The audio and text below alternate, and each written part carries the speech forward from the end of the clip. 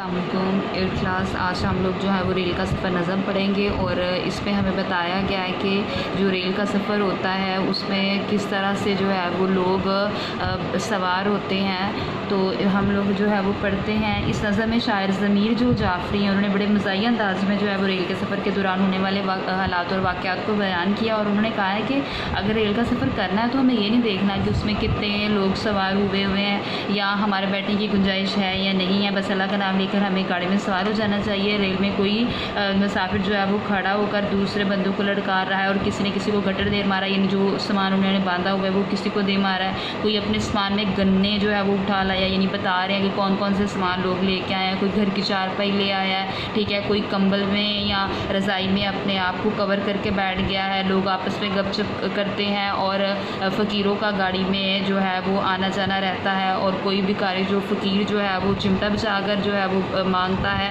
ऐसा जो फ़कीर है वो बहुत मकबूल होता है। मुसाफिर एक दूसरे से बातचीत करते हैं, एक दूसरे से आशना होते हैं और मुसाफिरों की जो लड़ाई और सुलह सफाई के साथ साथ सफ़र जो है वो करता रहता है। इस तरह हम लोग आज तशरीह करते हैं। पहला जो शेर है वो है, ना गुंजाइश को देख इसमें ना तू मर्दम शुमारी कर, लंगोटी कस और खुदा का नाम ले और घुस जा। यानी गुंजाइश जगह लंगोटी छोटी धोती को कहते हैं, ठीक है।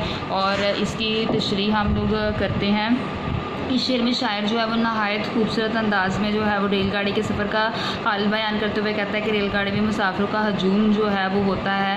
हजूम के बायस लोग एक दूसरे को धक्के देते रहते हैं। शायर रेल पर जो सफ़र करने वालों को नसीहत भी कर रहे हैं कि रेलगाड़ी पर सवार होने से पहले मुसाफिरों को गिनना नहीं चाहिए कि हमारी बैठने